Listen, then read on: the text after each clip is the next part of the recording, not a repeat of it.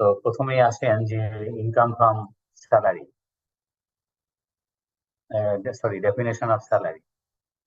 স্যালারিকে define করছে, তো সেই ডেফিনেশনের রেফারেন্সও নিচে দেয়া আছে। তো সেই ডেফিনেশনের মধ্যে মোটামুটি এইগুলো ইনক্লুড করবে। পে অ্যান্ড ওয়েজেস, পে মানে বেসিক পে, মূল বেতন বা মজুরি যাই বলি না কেন সেটা স্যালারির অংশ। এনুইটি মানে হচ্ছে বোনাস। এনুইটি হলো অ্যানুয়াল শব্দ থেকে এনুইটি শব্দটা আসছে। তো বার্ষিক বেতনের যে অংশ বার্ষিক ভিত্তিতে পাওয়া যায় সেটাই হলো এনুইটি। যারা চাকরি করে তারা মাসে মাসে বেতন পায়, কিন্তু বেতনের একটা অংশ বাৎসরিক ভিত্তিতে পায়, যেমন দুইটা ঈদে দুইটা বোনাস পায়, বা কোম্পানি হয়তো ভালো প্রফিট করছে, প্রফিটের উপরে প্রফিট বোনাস দিল। তো সেটাও তো আর মাসে মাসে এরকম হয় না, বছরে হয়তো একবার পায়, অ্যানুয়ালি আর কি। তো সেই জন্য অ্যানুয়াল শব্দটা থেকে এনুইটি শব্দটা আসছে। তারপরে দেখেন pension gratuity. Pension completely tax free. Pension আপনার পেনশন এবং গ্র্যাচুইটি দুইটাই হলো রিটায়ারমেন্ট বেনিফিট।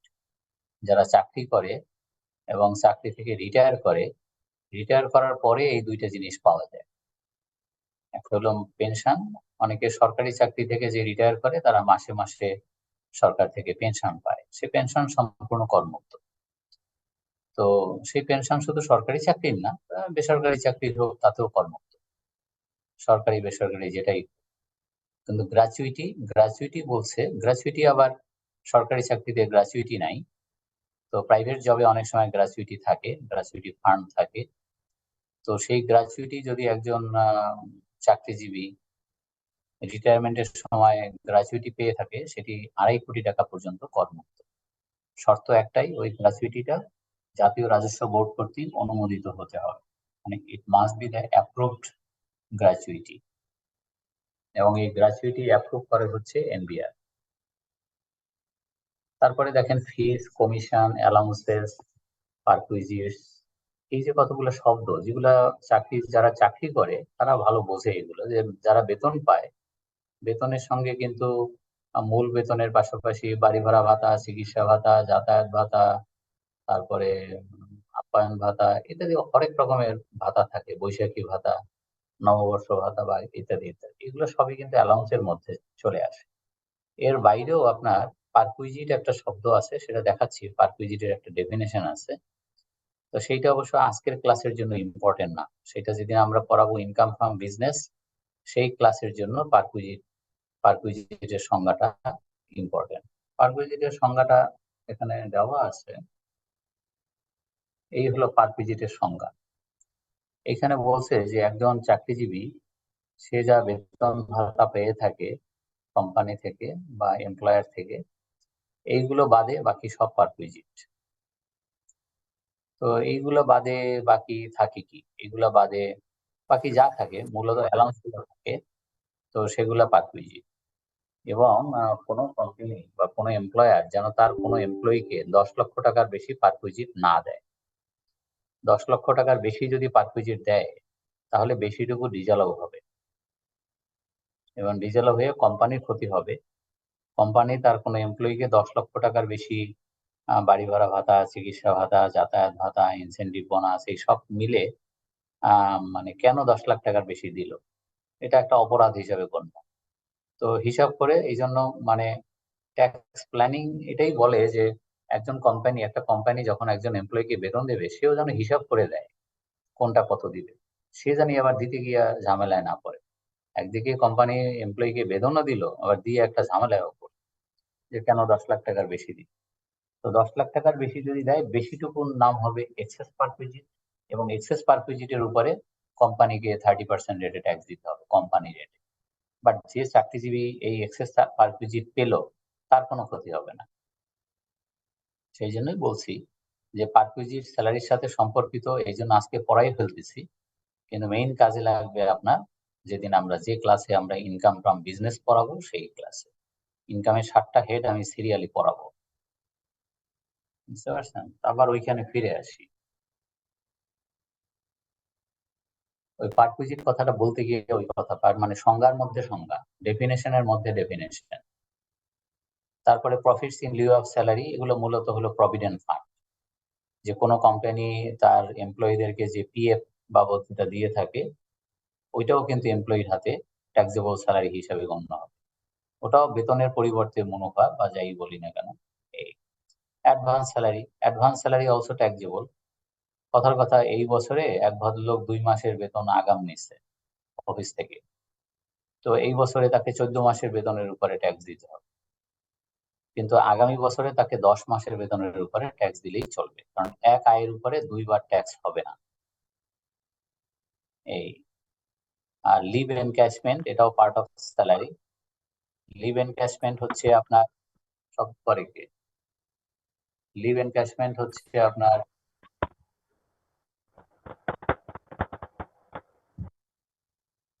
শব্দ করে কে? লিভ এনক্যাশমেন্ট মানে হচ্ছে অনেক সময় অফিস থেকে লিভ পায়, ছুটি পায় এমপ্লয়ি, এবং সেই ছুটিটা সে না কাটাইয়া কোম্পানিকে জানায় দেয় যে আমি এবারে ছুটিতে যাচ্ছি না। তো ছুটিতে না গেলে ওই ওই মাসে যে কয়দিন ছুটি, ওই কয়দিনের বেতন এক্সট্রা পায়, যেহেতু সে ছুটি ভোগ করে নাই, সে অফিস করছে। অফিস না করলেও তার ওই মাসের বেতন পুরোটাই পেত, যেহেতু ছুটি তো তার প্রাপ্য। তো প্রাপ্য ছুটিটা সে সারেন্ডার করছে, সে বিক্রি করে দিছে কোম্পানির কাছে ওই কদিনের, ধরেন 15 দিন। 15 দিন তার একটা ছুটি প্রতি বছর পাওনা হয়, তো ছুটি যাবে, অসুবিধা কি? বেতনের তো কোনো কমতি নেই। কিন্তু বললো যে না, আমার এবারে একটু টাকার ঠেকা আছে, আমি এবারে কোথাও যাওয়ার প্ল্যান নাই, কক্সবাজার বা বিদেশে যাওয়ারও কোনো প্ল্যান নাই ছুটিতে, আমি বাসায় বসে কি করবো, তার থেকে আমি কাজ করবো। তো কাজ করলে যেটা হবে, ওই মাসে 1.5 মাসের বেতন পাবে। তার মানে 12 মাস চাকরি করে 12.5 মাস বেতন পাবে। ওই যে 15 দিনের বেতন যেটা এক্সট্রা পেলো, ওটার নাম হলো লিভ এনক্যাশমেন্ট। বাংলা হচ্ছে ছুটি নগদায়ন, মানে ছুটিটাকে বিক্রি করে দিলাম কোম্পানির কাছে। আর বোনাস, ওভারটাইম, এগুলো তো বোঝেনি যে এগুলো পার্ট অফ স্যালারি। এখন এই স্লাইড পড়ানো শেষ, কারোর কোনো কোশ্চেন থাকলে করতে পারেন, না থাকলে আমরা পরের স্লাইডে যাব। স্যার, অ্যালাউন্সটা কি পারকিউজিটের মধ্যে পড়ে? হ্যাঁ, অল অ্যালাউন্সেস আর পারকুইজিট। পারকুইজিটের মধ্যে কোনটা কোনটা পড়ে সেটা আপনি এখন আবার দেখেন। এই যেগুলা টানাইছি এগুলা পারকুইজিট না, এটাও একটা উল্টা ডেফিনেশন। আপনার প্রথম উপরের লেখাটা না পড়েই যদি এগুলা পড়া শুরু করেন, তাইলেই মনে করবেন যে স্যার যেটা দেখাইতেছে এই যে এইগুলোই মনে হয় পারকুইজিট। না, ভুল, উল্টা।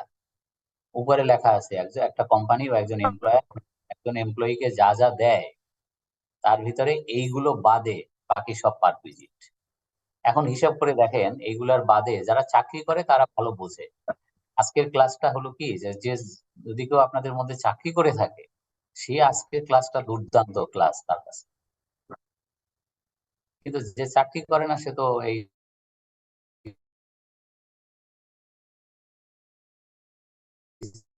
চাকরির স্বাদ পায় নাই। এই অ্যারিয়ার স্যালারিটা কি? হ্যাঁ, কি এরিয়ার স্যালারি? জি স্যার। এরিয়ার স্যালারি বেতন, ধরেন মানে মালিক মানে একটা বেতন দেয় নাই, বকেয়া রাখছে। এরকম ঘটনা করোনার সময় অনেক হয়েছে। অনেক অনেক এমপ্লয়ি বেতন পায়, এরিয়ার রয়ে গেছে। পাবে, মালিক দিবে না তা না, মালিক খুব ভালো, কোম্পানি খুব ভালো, কিন্তু এখন একটু আর্থিক অসচ্ছল যাচ্ছে, করোনার কারণে অফিস বন্ধ, দিতে পারে নাই, তো পরে দিচ্ছে। তো পরে দিলে ওটার নাম হয় এরিয়ার স্যালারি, বাংলা হচ্ছে স্যার, বকেয়া একটা বেতন। কোশ্চেন ছিল। তার যে অনেকে যদি মনে করেন যে লাঞ্চের যে বলেন। বিল থাকে অফিসের, ওটা যদি না করে যদি এটা বেতনের সাথে অ্যাড হয়ে যায়, তাহলে কি এটা পারকুইজিটের মধ্যে পড়বে? লাঞ্চের টাকা কি আবার পরিষ্কার করে স্যার, বলেন। অনেকে আছে না যে লাঞ্চ অফিসে করলো না, ওটার যে একটা বিল থাকে, ওটা যদি না করে থাকে, সে তো এটা বেতনের সাথে অ্যাড হবে না, তাহলে এটা কি যে পারকুইজিটের মধ্যে পড়বে? হ্যাঁ হ্যাঁ, পড়বে। আচ্ছা আচ্ছা। আপনি এই যে লেখা আপনার চোখের সামনে টানায় রাখছি, এর বাইরে আমার যত কোশ্চেন করবেন, সব হলো উত্তর হলো ওয়াইইএস। যে স্যার অমুকটা পারকুইজিট হবে, স্যার তমুকটা পারকুইজিট হবে, এর বাইরে হলেই হবে আর কি, উত্তর তো সোজা। স্যার, অ্যানুইটি আর বোনাস কি জি একই স্যার। জিনিস? উত্তর খুব সোজা। এনুইটি আর বোনাস একই কথা।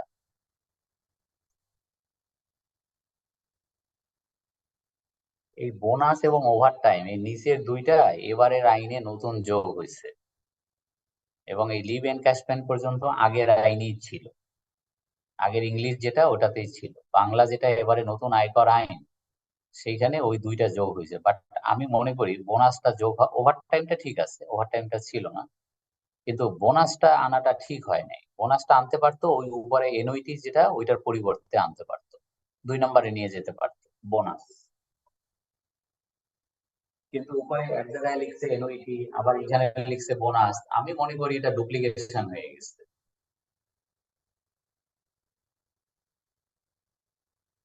আচ্ছা, তাহলে এই স্লাইডে আর তো কোনো কোশ্চেন নাই। এখন আসে, না থাকলে এইটাও আমি পড়ানো শেষ করব, তারপরে আপনাদের প্রতি কোশ্চেন ছুড়ে দেবো যে কোনো কোশ্চেন আছে কিনা। এখন আপনার এমসিকিউ হতে পারে, এইখান থেকে তো আপনার কি কি এমসিকিউ হতে পারে আপনি একটু ঠিক করে নেন। পরীক্ষায় আপনার আসতে পারে যে গ্র্যাচুইটি কত টাকা পর্যন্ত করমুক্ত, আপনার 2 কোটি, 2.25 কোটি, 2.5 কোটি, 3 কোটি, আপনি কোনটাতে ঠিক চিহ্ন দেবেন? 2.5 কোটি। 2.5 2.5 কোটি, বুঝতে পারছেন? তারপরে পরীক্ষায় আসতে পারে মানে pension pension is fully taxable, true or false, কি হবে? ফলস। ফলস। তো সুতরাং এগুলা যদি জানেন ঠিক মতো তাইলে অ্যান্সার করা কোনো বিষয়ই না, বুঝতে পারছেন? জি স্যার।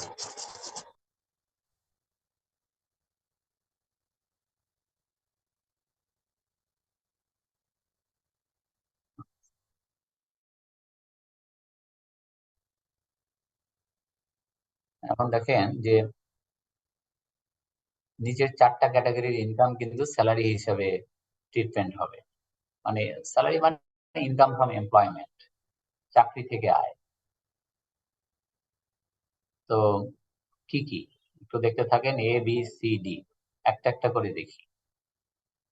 সেটা হলো salary due from an employer to an employee in the income year whether received or not।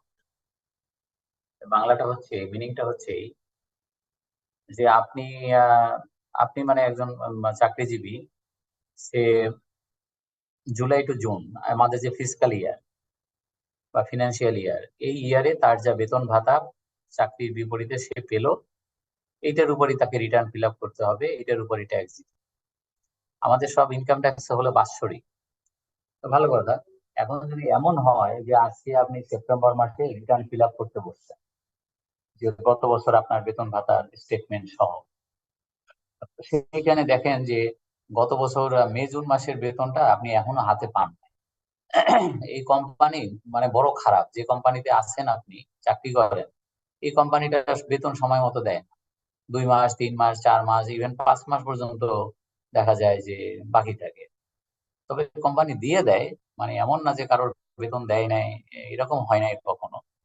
কিন্তু মানে এই একটা তাদের কি বলে, মানে একটা রোগ বা একটা বদ অভ্যাস, যে একটা টাইমলি বেতনটা দেয়। তো এখন মানে কর্মচারীরাও ইউজ টু হয়ে গেছে ওইভাবেই, কি করবে? যাই হোক আর কি। তো এখন ধরেন কথার কথা, আজকে রিটার্ন ফিল আপ করতে বসছে, গত জুলাই টু জুন তার বেতনের হিসাব নিয়ে দেখা গেল 2 মাসের বেতন এখনো পায়। এখন কি করণীয়?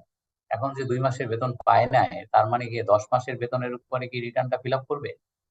ওই অনুযায়ী কি ট্যাক্স দিবে 10 মাসের উপরে, যেহেতু 2 মাস পাইই নাই? উত্তর হচ্ছে না, তা হবে। আপনি মালিকের কাছ থেকে যখন পাবেন, আমার আগে ট্যাক্স দিয়ে লন, 12 মাসের হিসাব করে ট্যাক্স দেওয়া চাই। তারপরে আপনি আপনার মালিকের সাথে বোঝাপড়া করেন, কবে পাবেন না পাবেন সেটা আপনার ব্যাপার। ওইটার সাথে ইনকাম ট্যাক্সের কোনো সম্পর্ক নেই, সরকারের সাথে ওই ঝামেলা করা যাবে না। এখন পড়লে বুঝতে পারবেন। এই নাম্বারটা যদি এখন আবার পড়েন আমার এই কথার প্রেক্ষিতে, তখন আপনি বুঝতে পারবেন।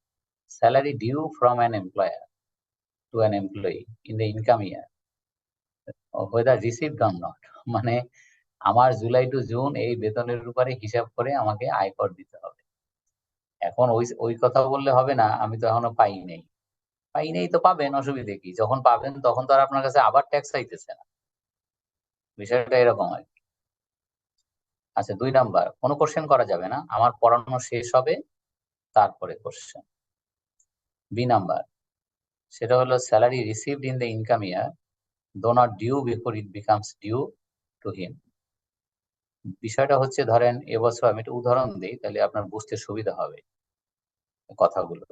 সেটা হলো, আপনি যেখানে জব করেন, তো সেখানে ধরেন এবারে ঈদ পড়ছে, কোরবানির ঈদ বা এমনি ঈদ পড়ছে জুলাই মাসের 6 তারিখ, কথার কথা। তো যে কোম্পানিতে চাকরি করেন সে কোম্পানি এত ভালো মানুষ, তারা তারা একটা সিদ্ধান্ত নিল যে না, সবার ঈদ হলো বাংলাদেশের সবচেয়ে বড় একটা পর্ব, বড় একটা উৎসব। তো এটার জন্য তারা ঠিক করলো যে জুন মাসে, জুলাই মাসের বেতনটাও সবাইকে জুন মাসে দিয়ে দেবে। বুঝতে পারছেন? তো হলো কি, জুন মাসের বেতন তো জুন মাসে পাইছেই সবাই, জুলাই মাসের বেতনটাও দিয়ে দিছে কোম্পানি। ওই যেহেতু ঈদ সামনে, সবাই একটু ভালো করে ঈদ করুক, বোনাস টোনাস তো পাইছেই, সবাই খুব খুশি। তো এখন পড়ে দেখেন যে স্যালারি এখন এবছরে তাইলে তাকে 13 মাসের বেতনের উপরে ট্যাক্স দিতে হবে, আর আগামী বছরে 11 মাসের বেতনের উপরে ট্যাক্স দিলেই চলবে। তো 13 মাসের কেন? সে তো 13 মাসের বেতন পাইছে, 12 মাস চাকরি করে 13 মাসের বেতন পাইছে। স্যালারি পাইছে, স্যালারি রিসিভ, কিন্তু নট ডিউ, ডিউ হয়নি। চাকরি করলে না বেতন ডিউ হয়, চাকরি তো করে নাই, জুলাই মাস তো আসেই নাই। তো এরকম আর কি। তো জুলাই মাস তো আসবে, আজকে আসে নাই, আসবে, আসলে পরে চাকরি করবে, বেতন পাবে না। বেতন তো পাবে আর সেই আগস্ট মাসে, কারণ জুলাই মাসের বেতনটা তো আগাম দিয়ে দিছে। আমি চাই নাই, আমার এত টাকার দরকার নাই, আমি যে টাকা জুন মাসে পাইছি বোনাস সহ, ওই টাকাতেই আমার ঈদ চলে যাবে। তো এখন দিছে কি করব আমি? তো দিছে কি করব মানে, দিছে তো এখন 13 মাসের বেতনের উপরে ট্যাক্স দিতে হবে। বিষয়টা এরকম যে আমি চাই নাই কিন্তু দিয়ে দিচ্ছে। আর উপরে 1 নম্বরে হলো চাইতে চাইতে আমার কাজ সারা, কিন্তু দেয় না। আচ্ছা, যাই হোক। সি নাম্বার, এরিয়ার স্যালারি। এরিয়ার স্যালারি যদি আমি পাই হাতে, তাহলে সেটা এই বছরের স্যালারি হিসেবে গণ্য হবে, যেহেতু ওটার উপরে আগে ট্যাক্স দেওয়া হয়নি। যেমন কথার কথা, আমি যে কোম্পানিতে চাকরি করি, তো সেই কোম্পানিতে আমি যখন জয়েন করি, কথার কথা এগুলো, যে সেখানে আমার সাথে কথা হচ্ছিল যে আমি আইসিএম এ কোয়ালিফাই অথবা আমি বুয়েটের ইঞ্জিনিয়ার। তো ওই স্কেলে সবাই যে জয়েন করতেছে, যে সবাই মাস্টার ডিগ্রি পাস, কেউ ডিগ্রি পাস, আবার আমি একটু হাইলি কোয়ালিফাইড। তো হাইলি কোয়ালিফাইড যারা, তাদের 5টা ইনক্রিমেন্ট সহ তারা জয়েন করবে একেবারে ফার্স্ট ডেতেই, মানে বেতন সবার এক হবে। কিন্তু ম্যানেজমেন্ট তার কথা রাখেনি। কথা রাখেনি। সে করছে কি, সে আমাকে সবাইকে দলে বলে একই বেতন দিয়ে দিচ্ছে। এই নিয়ে ঝগড়াঝাটি, কমপ্লেইন, অনেক কিছু করেও ম্যানেজমেন্টের সাথে পেরে ওঠা মুশকিল। আলটিমেটলি আমি যেটা করছি, আমি একটা অ্যাডমিনিস্ট্রেটিভ ট্রাইব্যুনালে মামলা করছি যে আমাদের সঙ্গে এরকম একটা ট্রান্সাকশন ছিল। আমি যেহেতু প্রফেশনাল, আমার 5টা ইনক্রিমেন্ট সহ আমি একবারে হায়ার স্যালারিতে জয়েন করব, এরকমই কথা, এরকমই লিখিত। কিন্তু ম্যানেজমেন্ট তার সিদ্ধান্তে পরে সরে আসছে, আমাকে এই নিয়ম মানে নিয়ম অনুযায়ী আমার সাথে যা কথা, যে বেতন দেওয়ার কথা সেটা দেয়। তো এরকম একটা সার্কুলারও আছে, অর্থ মন্ত্রণালয়ের একটা সার্কুলারও আছে যে দিতে হবে। তো সেটাও ভায়োলেট করছে তারা। যাই হোক, আমি মামলা করছি আজকে 7 বছর হয়ে যায়। মামলায় তো সময় লাগে। তো আলটিমেটলি এরপরে হাইকোর্টেও গেছি, হাইকোর্টে গিয়ে আলটিমেটলি আমি জিতছি। তো সেখানে হাইকোর্টের রায়টা নিয়ে আসছি যে আমাকে অন্যায়ভাবে, মানে আমার প্রফেশনাল ডিগ্রি থাকা সত্ত্বেও আমাকে জেনারেল ক্যাডারে, জেনারেল একসাথে গড়ে গড়ে পড়তায় একই বেতন দিয়ে দিয়েছে। এটা অন্যায় করছে, এটা ঠিক না, এটা ভায়োলেশন অফ দ্য রুল। তো আমাকে যত টাকা কম বেতন দিয়েছে গত 7 বছরে, সেগুলো একবারে এখন দিয়ে দেওয়ার অর্ডার। এখন দেখা গেল একবারে আমি 32 লক্ষ টাকা পাইছি এরিয়ার স্যালারি। এখন একবারে যে 32 লক্ষ টাকা আমি এখন বকেয়া বেতন পেলাম, আর এখন থেকে বেতন আমার ওই অনুযায়ী বাড়বে, ইনক্রিমেন্ট যেগুলো আমাকে দেয়নি। কিন্তু সেটা তো এখন থেকে বাড়বে, এখন আমি ট্যাক্স দেবো, কিন্তু আগের বেতন যে এখন পাচ্ছি এককালীন 32 লক্ষ টাকা এরিয়ার স্যালারি, বকেয়া বেতন, এইটার কি করবো? তো এইটাও এবছরের বেতন হিসেবে গণ্য হবে এবং এটার উপরে ট্যাক্স হবে। এই তো এখন একটা সমস্যা হলো যে ঠিক আছে, এই বেতনটা তো আমার শুধু এই বছরের বেতন নয়, এটা তো আমার প্রিভিয়াস 7 বছরের বেতন, আর এই বছরও 3-4 মাসের বেতন আছে। তো এখন এই বছরে ট্যাক্স হলে তো মরণ, কারণ আমার তো 25% স্ল্যাবে চলে যাবে। যখন ট্যাক্স হিসাব হবে প্রথম 3.5 লক্ষ টাকা শূন্য, এরকম করলে তো দেখা যাবে যে বিশাল একটা ট্যাক্স আসবে এটার উপর। কিন্তু এটা তো আমার শুধু এই বছরের বেতন নয়। তাহলে ওই ডিসিটি বরাবরে আমি একটা আবেদন করতে পারবো, হে ডিসিটি, আমি এরকম 32 লক্ষ টাকা এবছরে বকেয়া বেতন পেয়েছি, সেটা এবছরের বেতন নয়, এটা আমার বিগত 7 বছর আর এই বছরের 3 মাস, এই মানে এই 8 বছরের আর কি, 7.25 বছরের বেতন। দয়া করে আমাকে একটু দয়া করেন, আমার যে বছরের বেতন এটা, সেই বছরে ভাগ ভাগ করে আমাকে ট্যাক্স করেন, তাতে আমার স্ল্যাবের বেনিফিটের কারণে আমার ট্যাক্সটা অনেক কম আসবে। আপনার পরিশ্রম হবে, ডিসিডির অনেক পরিশ্রম হবে। এই 7 বছর আবার হয়ে গেছিল অ্যাসেসমেন্ট, 7 বছরের ট্যাক্স টক্স দেওয়া কমপ্লিট, আবার এইটাকে রিওপেন করে, আবার এরিয়ার স্যালারিটুক যোগ করে, আবার রিক্যালকুলেট করে। তো এটা একটা মানে একটা ক্লারিক্যাল কাজ এবং একটা ঝামেলাজনক কাজ, আর পরিশ্রমের কাজ। কিন্তু ডিসিটির পরিশ্রম হবে, আমার উপকার হবে। আমার একবারে 32 লক্ষ টাকা এবারে যোগ করে ট্যাক্স রেট দিলে ট্যাক্স রেটটা আসবে অনেক বেশি। তো সেটা ছিল আগে 170, 174 ধারা। এখন এটা দেখতে হবে ওই যে আগে যেটা 174 নাকি দাঁড়ান দেখি, এটা এখন কত নাম্বার সেকশনে আছে।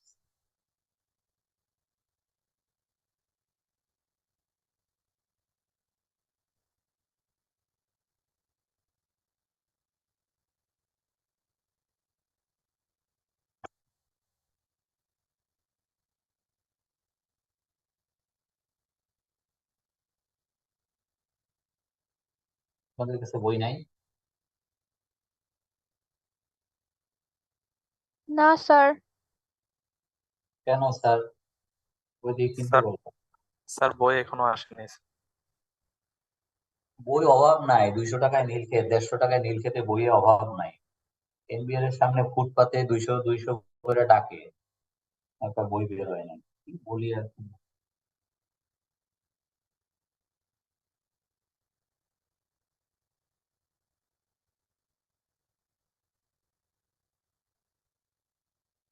একশো 72 ছিল আগে, 70 কত দাম কত দেখি না, এই বইটা দেখতে হবে আগে। আচ্ছা, সম্ভবত নাই, 172 ধারায় ছিল আগের আইনে, 172-তে এরকম একটা বিধান ছিল যে ডিসিটি বরাবরে আবেদন করলে ডিসিটি যদি দয়া পরবশ হয়, সে আমার জন্য একটু পরিশ্রম করে আমার ট্যাক্সটা কমায় দিতে পারে ওই ওই বছরে, যে যে বছরের জন্য আমার এরিয়ার স্যালারি ওই ওই বছরে যোগ করে। সম্ভবত এটাতে এই আইনটাতে সেটা বিলোপ করে দিছে। তার মানে এখন আর উপায় নেই, এখন ওই সমস্ত ঝামেলা নেই, এই 32 লক্ষ টাকার উপরে এই বছরই ট্যাক্স দিতে হবে। কারণ বইয়ের পিছনে একটা জায়গায় আছে যে আগে যে সেকশনটা ছিল 172, সেটা বর্তমান আইনে কত, বর্তমান আইনে দেখি ফাঁকা ড্যাশ, তার মানে সম্ভবত উঠে দিছে, এটা নাই। তাহলে আমি আর ওটা পড়াইলাম না, ওইটা ভুলে যান। যে ডিসিটি বরাবরে আবেদন করলে একটা রিলিফ পাওয়া যায়, ওইটা ভুলে যান, ওটা আগের আইনে ছিল। বইলেও ভুল করছি আপনাদের। 4 নাম্বার 4 নাম্বার হলো any income earn from employee share scheme. Employee share স্কিমটা এইরকম, সেটা হলো যে কোনো কোম্পানি কোশ্চেন করতে পারবেন, আপনি ইসফিস করেন না, আমি যখন কোশ্চেন করতে বলবো তখন আপনি কোশ্চেন করতে পারবেন, যত রকমের কোশ্চেন আমাকে করেন, আগে একটু পড়ায়নি। সেটা হলো যে অনেক মাল্টিন্যাশনাল কোম্পানি আছে, বা আপনি যে কোম্পানিতে চাকরি করেন, কথার কথা সেই কোম্পানি আপনাকে 1000 শেয়ার দিল, মানে মালিকানা দিয়ে দিল, কত করে 10 টাকা করে প্রতিটা শেয়ার, ফেস ভ্যালুও তাই। কিন্তু যে ডেটে আপনাকে শেয়ার গুলো দিল, ভ্যালুয়েশন করে যদি দেখা যায় যে ওই শেয়ারের এক একটার দাম হচ্ছে আপনার 700 টাকা, তো ভ্যালুয়েশন কিভাবে হবে? Net asset value. Net asset value মানে কি? আপনার যে অ্যাসেট মাইনাস লায়াবিলিটি, তার যে কারেন্ট ডেটের ভ্যালুয়েশন করে দেখা যায় যে এক একটা শেয়ারের ভ্যালুয়েশন আসে 700 টাকা করে। তো 700 টাকার একটা শেয়ার আপনাকে 10 টাকা করে দিল কোম্পানি, তো এই যে 690 টাকা আপনার কি হবে? 690 টাকা হবে ইনকাম ফ্রম স্যালারি। যে বছরে আপনি এরকম কয়েকটা শেয়ার পেলেন কোম্পানি থেকে, দ্যাট ইজ অলসো ট্যাক্সেবল। যদিও সেটা আপনার বেতন না, যদিও সেটা টাকা না, কিন্তু শেয়ার, কিন্তু ওইটারও মূল্য ধরে আপনাকে বেতনের সঙ্গে যোগ করে আপনাকে ট্যাক্স দিতে হবে। এই জন্য এই সেকশনটার নাম, এই হেডের নাম ইনকাম ফ্রম স্যালারি চেঞ্জ করে এবারের আইনে করছে ইনকাম ফ্রম এমপ্লয়মেন্ট, চাকরি থেকে আয়। বেতন থেকে আয় না বলে বলছে চাকরি থেকে আয়। তো চাকরি করার কারণেই তো সে কোম্পানির মালিকানাও পাইছে, কিছু শেয়ার পাইছে। এই জন্য পরে দেখেন fair value of the at the exercise day, যে ডেটে আমি শেয়ার পেলাম ওই ডেটের ওই শেয়ারের ন্যায়সঙ্গত মূল্য কত, 700 টাকা, মাইনাস আমাকে কত টাকা দিতে হয়েছে, 10 টাকা করে আমাকে দিতে হয়েছে 10 টাকা, ধরেন একটা শেয়ার পাইছি 10 টাকা, তাহলে ডিফারেন্স কত, 690 টাকা হবে আমার স্যালারি ইনকাম। এই হচ্ছে মানে এটার বিষয় আশয়। নিচে একটা কথা বলেই শেষ করি, তারপরে আপনাদের কাছ থেকে কোশ্চেন আশা করব। সেটা হলো যে স্যালারি একবার যদি অ্যাডভান্স হিসাবে হোক, এরিয়ার হিসাবে হোক, যেভাবেই হোক, একবার যদি এক স্যালারির উপরে আমি ট্যাক্স দিয়ে থাকি, ভয় নাই যে ওই স্যালারির উপরে আমাকে আবার ট্যাক্স দিতে হবে। কারণ ইনকাম ট্যাক্স হচ্ছে ওয়ান টাইম ট্যাক্স। একবার আয় করবে, ট্যাক্স দিবে, ফিনিশ। আবার আয় করবে সামনের বছর, আবার ট্যাক্স দিবে, ফিনিশ। এভাবেই চলতে থাকবে। তো বলেন নাও, মানে ফ্লোর ইজ ওপেন, কোশ্চেন করেন। Sir sir employee share scheme এর মধ্যে স্যার শেয়ারের প্রাইস তো স্যার ওঠানামা করে, তাহলে স্যার আমি অ্যাসেসমেন্টের সময় প্রাইস কোনটা রাখবো? আপনি কিছুই বোঝেন নাই। আপনার কথা হলো যে তারিখে মানে মালিক কোম্পানি আপনাকে শেয়ার দিবে ওই তারিখে ভ্যালুয়েশন করায় নিতে হবে। একটা সিএ ফান্ডকে দায়িত্ব দিতে হবে ভ্যালুয়েশন করার জন্য, ভ্যালুয়ার নিয়োগ করতে হবে যে এই কোম্পানির এক একটা শেয়ারের মূল্য কত, ফেয়ার ভ্যালু কত, ওইটা করেই আপনাকে শেয়ারটা ট্রান্সফার করতে হবে। দেখা গেল মূল্য এক একটা 700 টাকা ওই তারিখে, তো যে তারিখে শেয়ারটা মানে এমপ্লয়িকে দেয়া হলো, আর শেয়ার দেওয়া হলো তাকে কত টাকায়, 10 টাকা করে শেয়ার দেওয়া হলো ফেস ভ্যালু। শেয়ারের ফেস ভ্যালু 10 টাকা, কিন্তু তার যে নেট অ্যাসেট ভ্যালু ওইটাকে যদি নাম্বার অফ শেয়ার দিয়ে ভাগ করা হয়, তাহলে দেখা যায় যে এক একটা শেয়ারের বাজার মূল্য ফেয়ার ভ্যালু দাঁড়ায় 700 টাকা। কথার কথা, তাহলে 700 টাকা মাইনাস 10 টাকা সমান সমান 690 টাকা হবে স্যালারি ইনকাম। আমি তো একটা শেয়ারের উদাহরণ দিছি, সে হয়তো 10,000 শেয়ার পাইছে, তাহলে 10,000 মাল্টিপ্লাই হবে আর কি। এই আর বুঝতে নিচে পারছি আরেকটা স্যার। কথা, হ্যাঁ নিচে আরেকটা কথা বলা আছে যে অনেক সময় অনেকে বলতে পারে আমি এই শেয়ার টেয়ারের মধ্যে নাই, আমার যদি মানে দিতে হয় আমার কিছু নগদ টাকা দিয়ে দেন তাইলেই আমি খুশি। এই যে sale of share option will also be taxable under the head income from employment. মানে আমি কিছু শেয়ার পাইছিলাম, কিন্তু পাইয়াও আমি বলছি আমার শেয়ার দরকার নাই, আমার শেয়ার আমি আমি কোম্পানির মালিকানা চাই না, আমার দরকার নেই। এটা অফার দেয়, কোম্পানি অফার দেয় তোমরা কেউ শেয়ার নেবা কিনা, অনেকেই হাত জায়গায়, 90% লোকই তো হাত জায়গায়, হ্যাঁ নেবো না কেন, 700 টাকার শেয়ার যদি 10 টাকায় পাই মন্দ কি। এখন কথা হলো অনেকে বলে যে না আমি এই শেয়ার ব্যবসাও বুঝি না বা শেয়ারেরও দরকার নাই, আমারে যা দিবেন মানে নগদে দেন। তাহলে হয়তো একটু কম দিল, 690 টাকা তো তার প্রফিট, কিন্তু স্যালারি ইনকাম হওয়ার কথা, তাহলে বললো তোমারে আমরা তাইলে 600 টাকা দিয়ে দেবো, দাও তুমি যেহেতু শেয়ার নিচ্ছ না তোমাকে 600 টাকা দিয়ে দেবো। তখন ওই 600 টাকা পুরোটাই হবে তার স্যালারি ইনকাম। এরকম বিষয়টা। থ্যাংক ইউ স্যার, বুঝতে পারছি। আসসালামু আলাইকুম স্যার। হ্যাঁ বলেন। স্যার আমি বি নাম্বারটা যেটা বুঝেছিলাম যে যদি কোনো অ্যাডভান্স বেতনটা দেওয়া হয়, আর যে জুন মাসে জুলাই মাসে বেতনটা দেওয়া হচ্ছে, দ্যাট মিনস তাকে হচ্ছে 13 মাসের হচ্ছে ট্যাক্স দিতে হবে। এখন স্যার পরবর্তী ইয়ারে তাহলে কি 11 মাসের হিসাব করবে, ট্যাক্স হিসাব করবে? আপনি আমার ক্লাসটা শোনেন নাই? হুম, শুনেছি স্যার। কি শুনছেন? আচ্ছা বাকিরা উত্তর দেন, ওনার জবাব আমি দেব না, রাগ হয়েছি। বাকিরা উত্তর দেন। ক্লাসের মাঝখানে তাকাইতে গেলে যে অবস্থা হয় ওনার তাই হয়েছে। ওই কে শুনছেন ভালো করে উত্তর দেন। ওনার বেতন স্যার 11 বছরে 11 মাসের বেতন দিতে হবে। তাহলে এরকম যদি একটা পুরো ক্লাস না শুনে আপনি মাঝখানে চা খাইতে যান, তা আপনার অবস্থা তো এরকমই হবে। আচ্ছা, আর কোনো কোশ্চেন?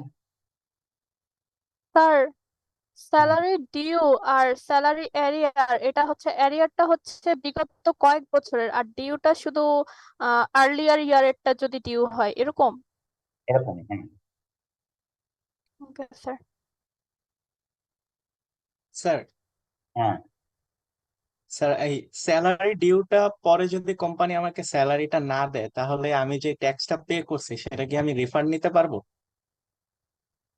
না, ইউজুয়ালি এটা মানে এরকম কোনো কথা বলা নাই কোথাও যে বেতন দেয় নাই আমি কি করব। আমি যদি 12 মাসের বেতনের উপরে দিয়ে দিই, এরপরে যদি দেখা যায় 2 মাসের বেতন আমাকে দেয়ই নাই, তাহলে আমি কি করব।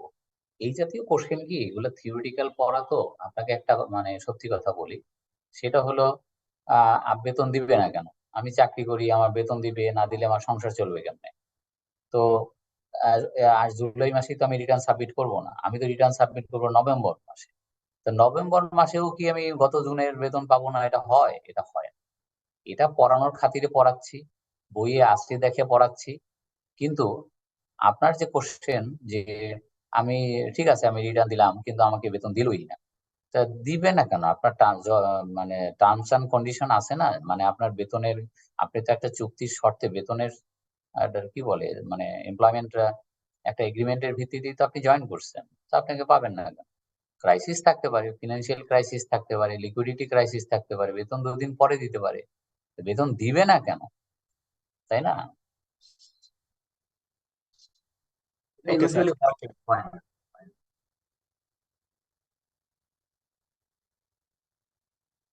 আচ্ছা, তারপরে আর কারোর কোনো প্রশ্ন?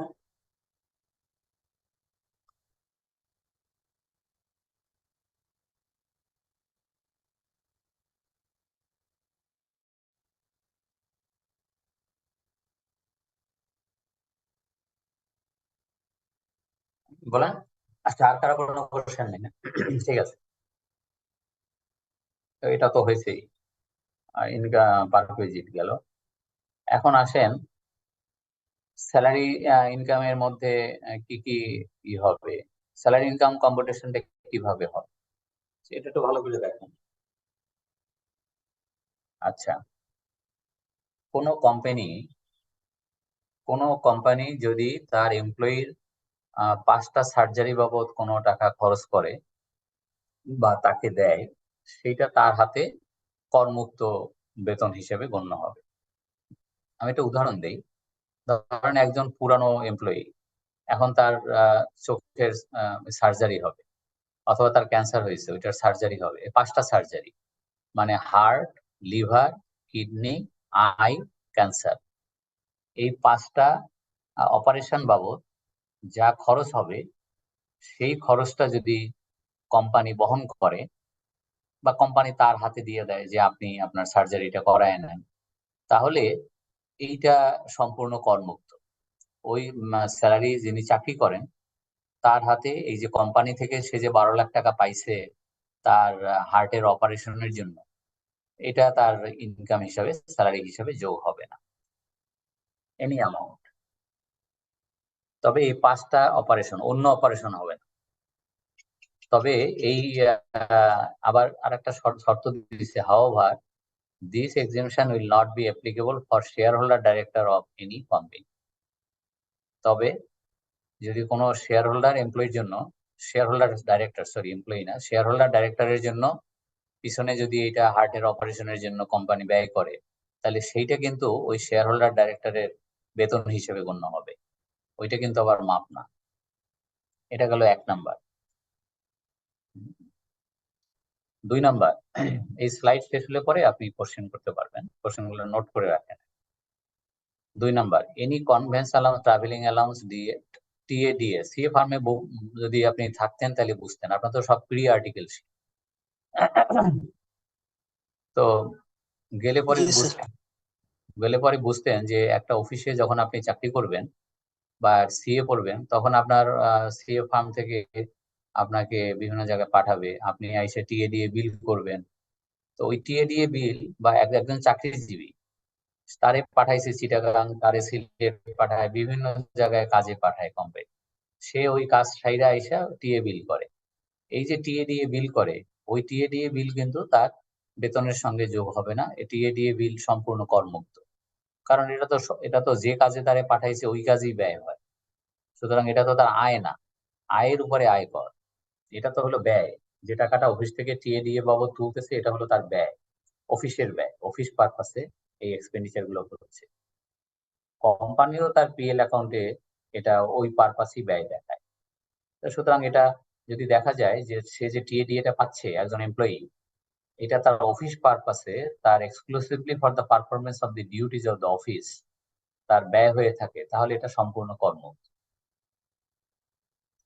ওই টাকাটা বেতনের সঙ্গে কিন্তু যোগ হবে না। আর তিন নাম্বার হলো একজন চাকরিজীবী, সে একটা কোম্পানিতে চাকরি করে, সে বছরে যা বেতন পায়, গ্রস স্যালারি যা পায়, তার 1/3 অথবা 4.5 লাখ, এই দুইটার মধ্যে যেটা কম সেটুক পর্যন্ত করমুক্ত, সেটুক পর্যন্ত করমুক্ত। এটা একটা উদাহরণ দিতে পারি আমি। আচ্ছা, তাহলে তো এটা বন্ধ করতে হবে। যদি আমি হোয়াইট বোর্ডে যাই, এটা দেখাচ্ছি তিন নাম্বারটা একটা অঙ্ক করে দেখাচ্ছি, তাইলে আপনার কাছে একটু ক্লিয়ার হবে বেশি। আবার একটু বলি, 3 নাম্বারটা হচ্ছে এক ভদ্রলোক, সে অফিস থেকে যত বেতন পায় সারা বছরে, এই বেতনের উপরে কি তাকে ট্যাক্স দিতে হবে? না, এই বেতনের একটা অংশ মাপ। কতটা মাপ? বেতনের 3/1 অথবা 4.5 লাখ, এর মধ্যে যেটি কম সেটুক পর্যন্ত করমুক্ত, ওটুকুর উপরে ট্যাক্স দিতে হবে না। এটা একটা অঙ্ক করে দেখাচ্ছি আমি, দাঁড়ান। 4 নাম্বার, যারা সরকারি চাকরি করে তাদের সব মাপ, শুধু দুইটা বাদে, মূল বেতন এবং বোনাস, ফেস্টিভ্যাল অ্যালাউন্স যেটা আর কি। এই যে লেখা আছে মূল বেতন, ফেস্টিভ্যাল অ্যালাউন্স, মানে এই উৎসব ভাতা এবং বোনাস, এই তিনটা বাদে, তিনটা মূলত বোনাস, সরকারি অফিসে বোনাস বলে কিছু নাই, যদি থাকে এই জন্য সেফ সাইডে থাকার জন্য বোনাসটা দিয়ে রাখছে। আবার কোনো কোনো সরকারি অফিসে আছে যেখানে বোনাস থাকতে পারে স্পেশাল কোনো কাজের জন্য, তো সেটাও ট্যাক্সেবল। এই বাকি সবই কর্ম, মানে সরকারি চাকরিজীবীদের কিন্তু বেতন, যেটা মূল বেতন এবং বোনাস, বা ওই যে আমরা কথায় কথায় বোনাস বলি, আসলে এটা উৎসব ভাতা, এটা ট্যাক্সেবল। বাকি সব করমুক্ত। বলতে পারেন বাকি কি কি করমুক্ত? বাকি বাড়ি ভাড়া ভাতা, চিকিৎসা ভাতা, যাতায়াত ভাতা, আপ্যায়ন ভাতা বা অন্যান্য যত ভাতা, বৈশাখী ভাতা, সব করমুক্ত, ওই দুইটা বাদ। তার মানে তাদের বিষয়টা, সরকারি চাকরিজীবীদের হিসাব নিকাশটা, বেতনের কত টাকার উপরে ট্যাক্স দিতে হবে, এটা ভেরি ইজি। তো একটা কথা মনে রাখবেন যে সরকারি চাকরিজীবীরা কিন্তু 3 নাম্বার না, 3 নাম্বার হলো বেসরকারি, 4 নাম্বার হলো সরকারি। বেসরকারি চাকরি করলে তার হিসাব একরকম, সরকারি চাকরি করলে তার হিসাব আর একরকম। এই হচ্ছে বিষয় আর কি। তো দেখেন, এই স্লাইডে যদি কোনো কোশ্চেন থাকে, তবে 3 নাম্বারটা ক্লিয়ার করতে গেলে আমি এই স্লাইডটা বন্ধ করতেছি, আমি একটু হোয়াইট বোর্ডে যাই, দেখাই, তাহলে আপনি বুঝতে সুবিধা। 3 নাম্বারটা বাদে যদি কোনো কোশ্চেন থাকে করেন।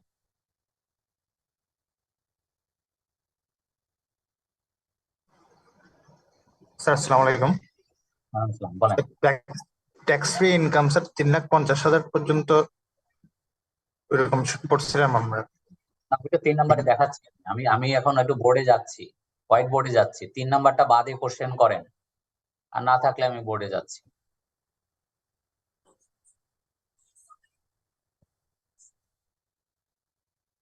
আপনারা বইলেই নিলাম যে 3 নাম্বারটা বাদে কোশ্চেন করেন, তারপরও সেই 3 নাম্বার নিয়ে।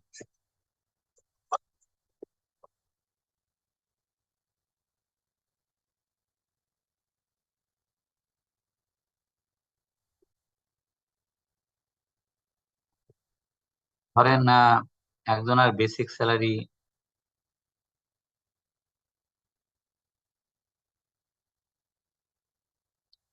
তারপরে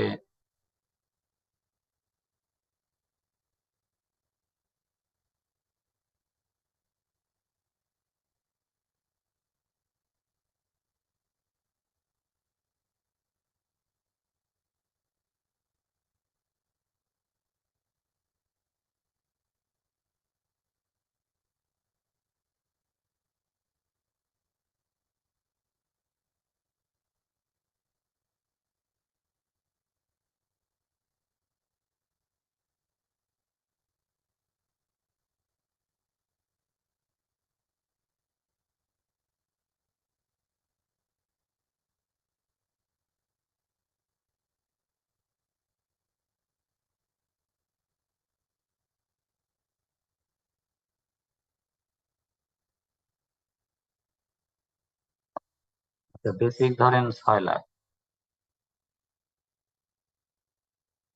হাউস রেন্ট অ্যালাউন্স ধরেন 3 লাখ, মেডিকেল ধরেন 1 লাখ, কনভেন্স ধরেন 1 লাখ, বোনাস ধরেন 2 লাখ, 9, 10, 11, 12, 13।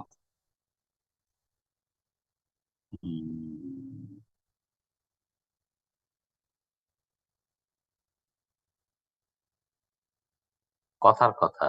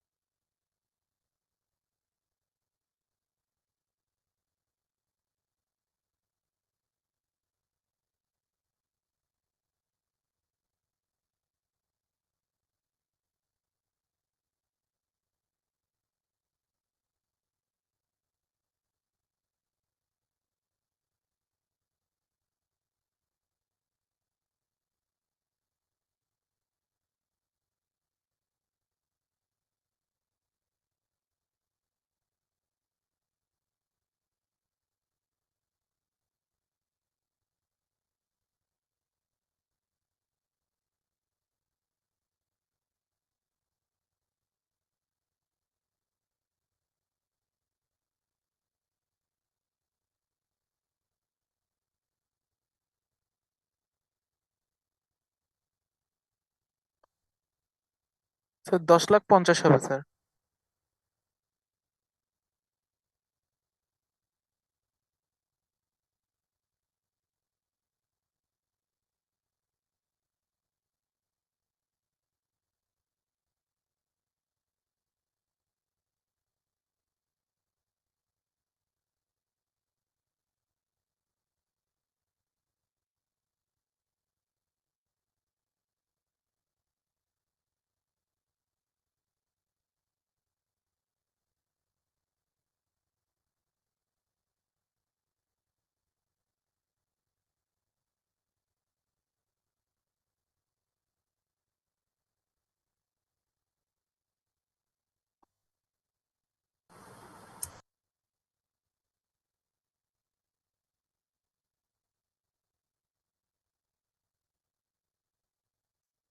যে 6, 7, 7.5 আর থাকে কত?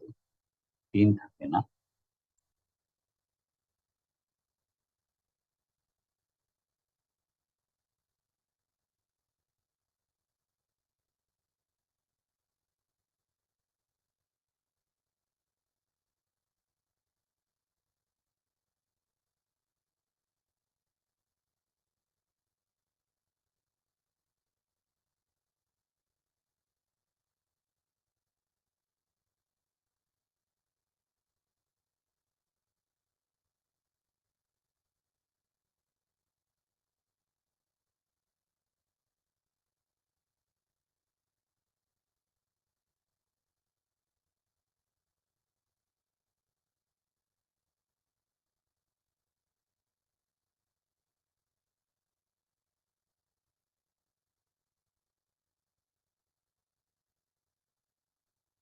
এই দেখেন কারো কোনো কোশ্চেন?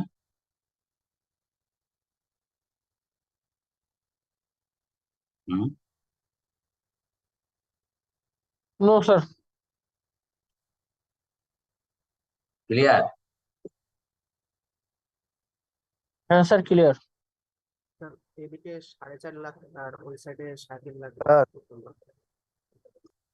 হ্যাঁ, কি বুঝি নাই কি? স্যার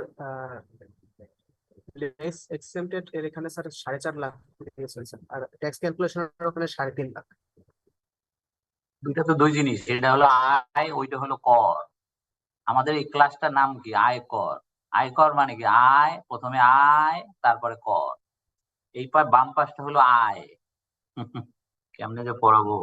স্যার বাম পাশে হলো আয়, তারপরে হলো কর। আপনি দুইটার সঙ্গে মানে মিলাই দিয়েছেন কেন? প্রথমে ইনকাম ক্যালকুলেশন করতে হবে, দেন ট্যাক্স ক্যালকুলেশন। প্রথমটার নাম কি? প্রথমটার নাম হলো ইনকাম ক্যালকুলেশন। আমাকে কি কোশ্চেন করতেছেন আপনি? যে স্যার এখানে দেখি 4.5, ওখানে দেখি 3.5, এটা কি কইলেন আপনি? স্যার ও বলতে চাচ্ছিল যে 4,50,000 টাকা কেন আসলো, এটাতে যে এক্সাম্পশন পাবে এটা বুঝতেছেন না, এটা বললে হয়তো বা বুঝতে পারবে। আপনি একটু বুঝাই দেন না ভালো করে।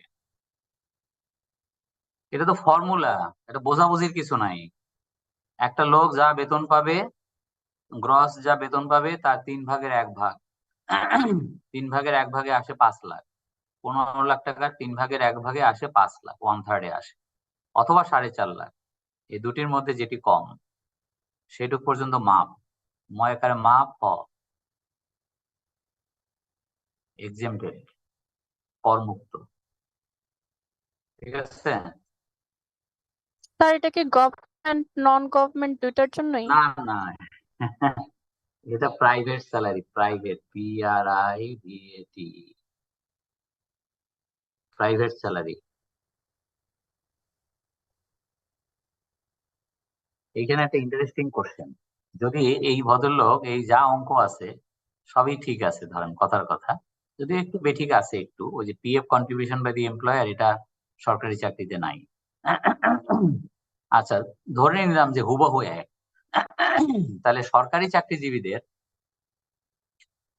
চাকরিজীবীদের ট্যাক্সেবল স্যালারি কত হইতো? কেউ বলতে পারবেন আপনাদের মধ্যে? স্যার 6 লাখ। না, হয় না, 8 লাখ। স্যার ওই যে বোনাসটা সহ 6 লাখ আর 2 লাখ হচ্ছে বোনাস। স্যার 8 লাখ, 6 লাখ আর 2 লাখ, 8 লাখ। তাহলে 6 লাখ বললেন কেন? বোনাসটা স্যার বুঝতে পারিনি। এই মাত্র না পড়াইলাম যে সরকারি চাকরিজীবীদের বেতনের যত ব্রেকআপ থাকুক, তা শুধু মূল বেতন এবং বোনাস, এই দুইটাই হচ্ছে করযোগ্য। আর সব অ্যালাউন্সটা মানে মনে ছিল তো, এই জন্য স্যার বোনাসটা খেয়াল করি। স্যার আর সরকারি চাকরিতে স্যার এক্সামশন পাবে কি না? সবই বলি কি আপনাদের, সরকারি পুরো কথা তো শোনেন না। সরকারি চাকরিজীবীদের সব এক্সেমটেড, সব মাপ, দুইটা বাদে। বুঝছেন আমার কথা কিছু? না স্যার, আমি বলছিলাম যে 1/3 অফ গ্রোস স্যালারি থেকে যেটা বাদ দিলেন, সেটা কি স্যার সরকারি চাকরির ক্ষেত্রে কি বাদ যাবে কি না? কি বলে আবার? এটা যাবে না ভাই, যাবে না। কি বলে বুঝি না তো, আপনার কথা তো আমার বুঝতে স্যার হবে। উনি বলতেছিল যে এই যে এখানে 1/3 অথবা 4,50,000 টাকা যে আমরা বাদ দিছি, গভর্নমেন্ট এমপ্লয়ির ক্ষেত্রে কি এটা আসবে কি আসবে না এটা জিজ্ঞেস করছে। এটা প্রাইভেট এমপ্লয়ির ক্ষেত্রে, প্রাইভেট স্যালারি। আর গভর্নমেন্টে জাস্ট শুধু দুইটা আসে, বেসিক স্যালারি আর বোনাস। মানে কত যে খাইতে চায়, মানে আমি চিন্তা করি স্যার, গভর্নমেন্ট স্যালারি হলে কি মানে ওই 4.5 লাখ, ওই যে 1/3, ওটাও বাদ যাবে, এটাও বাদ যাবে, ওটাও বাদ যাবে, তুমিও নাই আমিও নাই, কেমন মজা হবে? মানে মজা দেখতে চাই, মানে চিন্তা করে দেখেন। এত করে বললাম যে সরকারি চাকরিজীবীর জন্য হলে এই নিয়ম 3 নাম্বার আর 4 নাম্বার, আর বেসরকারি চাকরিজীবীদের জন্য তারপরও আমাকে কোশ্চেন করে যে স্যার সরকারি চাকরিজীবীদের জন্য আপনি তো বলছেন যে 6 লাখ আর 2 লাখ 8 লাখ, তারপর কি আমরা আবার বাদ দেবো 4.5 লাখ?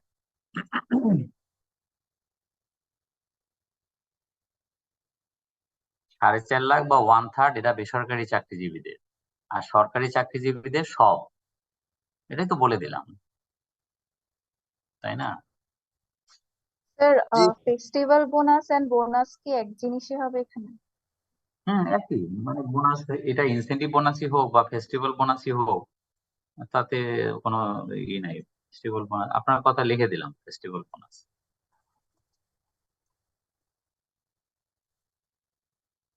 বুঝছেন? যখন চাকরি করবেন তখন এগুলা কাজে লাগবে। এখন তো কেউ চাকরি করেন না, একদম প্রিলিমিনারি স্টেজে আছে।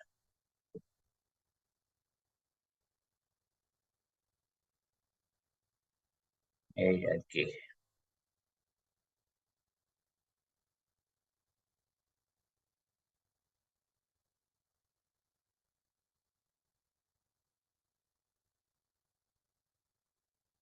তাহলে বলেন এই স্লাইডে আর কোনো কোশ্চেন? স্যার না স্যার লাম নেই। বলতে কি কি? স্যার 4 নম্বরে একটা টার্ম আছে লাম্প গ্র্যান্ট, এই বিষয়টা স্যার একটু লাম বলে দেন। হ্যাঁ, লাম গ্রান্টটা হচ্ছে রিটায়ারমেন্ট বেনিফিট। সরকারি চাকরি থেকে যখন মানুষ রিটায়ার করে তখন এককালীন 18 মাসের বেতন পায় লাম গ্রান্ট হিসাবে। লাম গ্রান্টের বাংলা কি আমি জানি না, এটা যাই হোক, যেটাই হোক, ওইটা এককালীন একটা বেতন পায়। এককালীন 18 মাসের, মানে সরকারি চাকরিজীবীরা হয় কি ছুটি ছাটা খুব কম কাটায়। ছুটি যেটা প্রাপ্য সেটা জমা হতে হতে হতে থাকে। যেমন আমার ক্ষেত্রেও তাই হয়েছে। আমিও 18 মাসের মূল বেতন লাম গ্রান্ট হিসেবে পাইছি। লাম গ্রান্ট মানে 18 মাসের বেসিক স্যালারি। লাভ গ্রান্ট হচ্ছে এককালীন অনুদান, যে এককালীন যে অনুদানটা দেয় একসাথে, তাই না স্যার? এককালীন অনুদান, ওইটাকে বলে লাম গ্রান্ট। এবং ওইটা না, ওটা আবার মানে থাকতে হয়, ছুটি পাওনা থাকতে হয়। আমি ছুটি কাটাই নাই, মানে আমার ছুটিগুলো পাওনা হয়ে রয়েছিল। তো ওইটা কি আর হিসাব করে দেখে, এজি অফিস হিসাব করে দেখে যে তার পাওনা ছুটি কি কাটায় ফেলছে না পাওনা আছে। যদি দেখে পাওনা আছে তখন তাকে সর্বোচ্চ 18 মাসের বেতন, মূল বেতনের টাকাটা দিয়ে দেয়। এটাও কিন্তু আসলে ছুটি নগদায়ন, এটা লিভ এনক্যাশমেন্ট। লিভ এনক্যাশমেন্ট এটা যদি বেসরকারি চাকরিজীবী হইতো তার যোগ হয়ে যেত, এটা ট্যাক্সেবল হইতো। আর সরকারি চাকরিজীবীদের বেলায় এটা মানে ট্যাক্স ফ্রি। ভার্চুয়ালি এটা লিভ এনক্যাশমেন্ট, মানে আমার ছুটি পাওনা ছিল কিন্তু আমি ছুটি কাটাইনি, কাজ করছি। বুঝছেন? Thank you sir.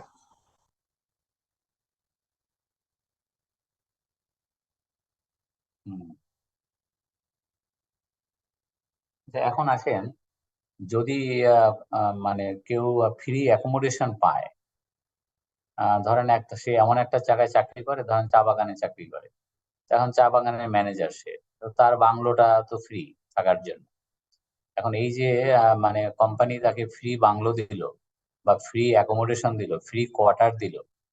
যেমন ইস্পাহানিতে যারা চাকরি করে মগবাজার, তারা তো প্রত্যেকে দেখি যারা একটু উপরের পদে তারা অফিস থেকে কোয়ার্টার পায় থাকার জন্য।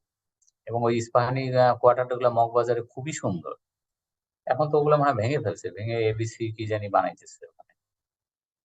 আচ্ছা যাই হোক, এই যে এই কোয়ার্টার গুলো যদি ফ্রি অ্যাকোমোডেশন দেয় কোম্পানি, তার জন্য একটা ন্যাশনাল ইনকাম হিসেবে তার বেতনের সঙ্গে যোগ হবে একটা টাকা। সেটা হলো ওই বাড়ি আমারে থাকতে না দিয়ে যদি বাইরের লোককে থাকতে কোম্পানি ভাড়া দিত, যেহেতু বাড়িটা কোম্পানি, তো তাহলে কোম্পানি কত টাকা ভাড়া হতো ওইটাই আমার হাতে যোগ হয়ে যাবে আয় হিসাবে, ন্যাশনাল ইনকাম। যদিও গতবারে আয়কর আইনে ছিল যে আমি যদি একটা ফ্রি বাড়ি পাই থাকার জন্য কোম্পানি থেকে, তাহলে আমাকে বেসিকের 25% যোগ হবে। বেসিকের 25% অথবা এটা রেন্টাল ভ্যালু, দুইটার মধ্যে যেটা লোয়ার। তো এর আগ পর্যন্ত আমরা এত বছর চাকরি করছি, আমরা সব সময় দেখছি যে সবাই বেসিকের 25% যোগ করে হিসাব করে। তো এখন এই 25% উঠে দিয়েও একটা ভেজাল হয়ে গেছে। ভেজালটা হলো এই, যে বাড়িতে আমি কোম্পানির যে বাড়িতে ফ্রি থাকি, আমি না থাকে যদি কোম্পানি এটা বাইরের লোককে ভাড়া দিত, কত ভাড়া হতো কে জানে, কত ভাড়া হতো। মানে এটা আন্দাজে এটা কি পরিমাপ করা সম্ভব? এটা নিয়েও খুব সমালোচনা হইতেছে এই আইনটা নিয়ে। এবং আমি যেটা শুনছি গত সপ্তাহে, যে আইনটা চেঞ্জ হয়ে আবার ওই আগের আইনে যাবে, 25% অফ বেসিক স্যালারিতে। কারণ ওইটা হিসাব করা সোজা, বেসিকের 25% হিসাব করা সোজা। আর এখন যেটা আইন করছে এটা সোজা না। বুঝতে পারছেন? এটা হলো বাড়ি। আর এরপরে হচ্ছে গাড়ি। যদি কেউ আপনার 2500 সিসি পর্যন্ত গাড়ি পায় অফিস থেকে, তাহলে তার বছরে 1,20,000 টাকা তার ইনকামের সঙ্গে যোগ হবে। 10,000 টাকা মাসে মানে বছরে 1,20,000। আর যদি দেখা যায় 2,500 সিসির বেশি পায় তাহলে 30,000 টাকা যোগ হবে, সরি 3 লাখ টাকা যোগ, 25,000 গুণ 12। এই এই দুইটা মানে ফুল টাইম গাড়ি যদি পায়। এখন একটা কথা বলি, আমি দুইটা উদাহরণ দিয়ে দিতে পারি আপনাকে। দুইটা উদাহরণ, একটা উদাহরণ দেই, উপরের উদাহরণটা দেই। ধরেন আমি আমার বেসিক স্যালারি হচ্ছে মাসে 1 লাখ, বছরে 12 লাখ টাকা। আমি আর কিচ্ছু পাই না অফিস থেকে, আর ফ্রি একটা বাড়ি পাইছি থাকার জন্য। অফিস আমাকে বলছে আপনি এই বাড়িতে থাকেন, আপনার কোনো ভাড়া দিতে হবে না, কোম্পানির বাড়ি আছে, খালি পড়ে আছে, থাকেন। আর 12 লাখ টাকা বেতন নিয়ে যান বছরে। এখন বছরে আমি বেতন পাই 12 লাখ, ওই 12 লাখের উপরে কি 1/3 তো বাদ যাবেই, 1/3 বা 4.5 লাখ, ওটা তো যাবেই। আর এই যে ফ্রি বাড়িতে থাকি, এটার কি ট্রিটমেন্ট হবে? এটা ট্রিটমেন্ট হবে, এই বাড়ি আমারে থাকতে না দিয়া কারে ভাড়া দিলে, বাইরের মানুষের ভাড়া দিলে কত ভাড়া হতো, ওইটা 12 লাখের সঙ্গে যোগ হবে। আগে যেটা আমরা দেখতাম, ওই যে 25% ছিল, তো 12 লাখ টাকা বেতন পায়, কিন্তু তার ট্যাক্সেবল স্যালারি হবে 15 লাখ। 12 লাখের 1/3 3 লাখ, সরি 1/4 আর কি, 25% 3 লাখ হয়। তাহলে ওইভাবে হইতো, ওই অঙ্কগুলো সহজ ছিল, কিন্তু এখনকার এটা একটু জটিল করে ফেলছে। আর গাড়ি ফেসিলিটি পাইলে বেতনের সঙ্গে কিন্তু নোশনাল ইনকাম হিসেবে, মানে অদৃশ্য আয়, এটা বুঝছেন কিনা? এই যে আমি কোম্পানির গাড়ি ব্যবহার করতেছি, বাড়ি ব্যবহার করতেছি, কোনো টাকা পয়সা আমি হাতে পাচ্ছি না, কিন্তু আমি একটা ফেসিলিটি পাচ্ছি। এই ফেসিলিটির একটা মূল্য ধরে আমার বেতনের সঙ্গে যোগ হবে, যোগ হয়ে ট্যাক্স হবে। এটাকে বলা হয় নোশনাল ইনকাম। নোশনাল ইনকামের বাংলা হলো ধারণাগত আয়, আর একটা বাংলা হলো অদৃশ্য আয়। তো দেখেন এই স্লাইডে কোনো কোশ্চেন আছে?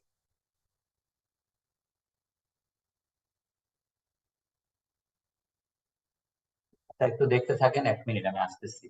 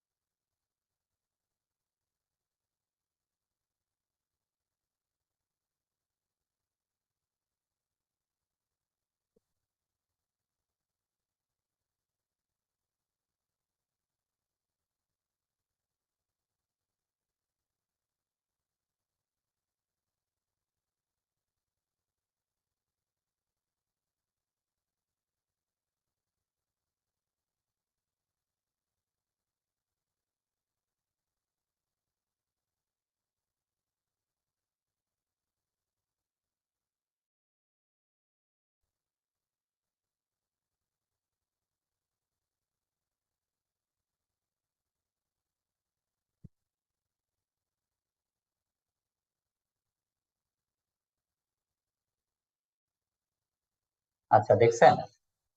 জি স্যার 12 লাখ টাকা ইনকাম বেসিক স্যালারি অ্যান্ড হাউসটা এই জন্য স্যার তার ট্যাক্সেবল স্যালারি স্যার 10,50,000 হয় না স্যার?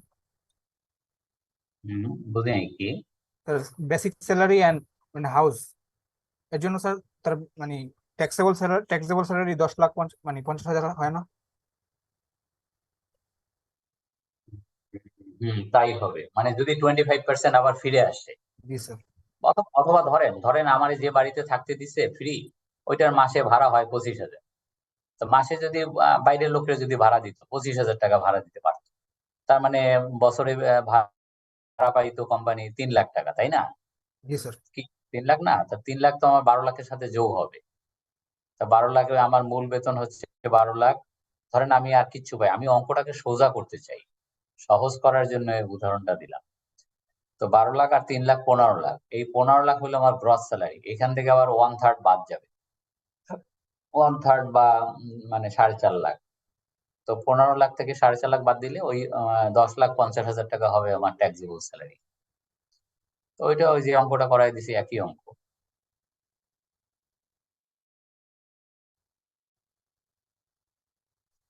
এই, ঠিক আছে, যদি এটা বুঝে থাকেন তো এটা হলো ট্যাক্স অন ট্যাক্স। এটা হলো স্যালারি ট্যাক্সটা যদি কোম্পানি বিয়ার করে, তাহলে সেটি আবার এমপ্লয়ির হাতে আবার পুনরায় মানে পারকুইজিট হিসেবে আসবে না। কিরকম, আমি একটু উদাহরণ দিই। ধরেন কথার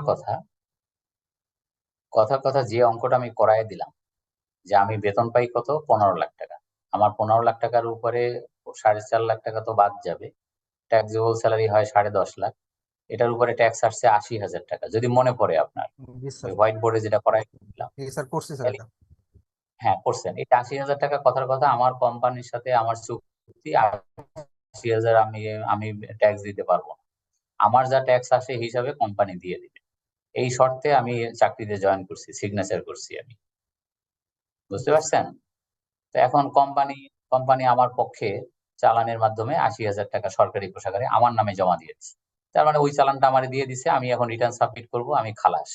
মানে আমার আর কোনো ট্যাক্সের বালাই নেই। কিন্তু ইনেয়া বিনেয়া এরকম কথা বলা যাবে না, না এই যে 80,000 টাকা কোম্পানি আপনার পক্ষে দিয়ে দিল, এটাও তো আপনার স্যালারি হিসেবে গণ্য হওয়ার কথা, এটাও আপনার একটা ইনডাইরেক্ট বেনিফিট। আপনার তো রিয়াল স্যালারি 15,80,000, 15 লাখ টাকা তো বেতন পান, আর 80,000 টাকা যে আপনার মানে ট্যাক্স দিয়ে দিল কোম্পানি, এটাও তো আপনার বেতন হিসেবে অন্তর্ভুক্ত হওয়ার কথা, মানে ইন্ডেক্স স্যালারি হিসেবে তাইলে 15,80,000 উপরে যদি আমি ট্যাক্স ক্যালকুলেশন করি, তাহলে তো 80 হবে না, একটু বাড়বে। ধরেন 83,000 হইলো বা 84,000 হইলো, এরকম তো জি হবে। স্যার তাহলে তাহলে যদি সেইটা হয়, সেটা হবে ট্যাক্স অন ট্যাক্স। সেটা ওই ট্যাক্সটা যোগ করার কারণে ট্যাক্সটা বাড়ে, জি স্যার তাই না? হ্যাঁ, এই কারণে গভর্নমেন্ট এটা মাফ করে দিছে যে না, ঠিক আছে, স্যালারির উপরে যা ট্যাক্স আসে এটা একজন দিলেই হইলো, মালিক দিই আর এমপ্লয়ি দিই, একজন দিলেই হইলো, এই আর কি।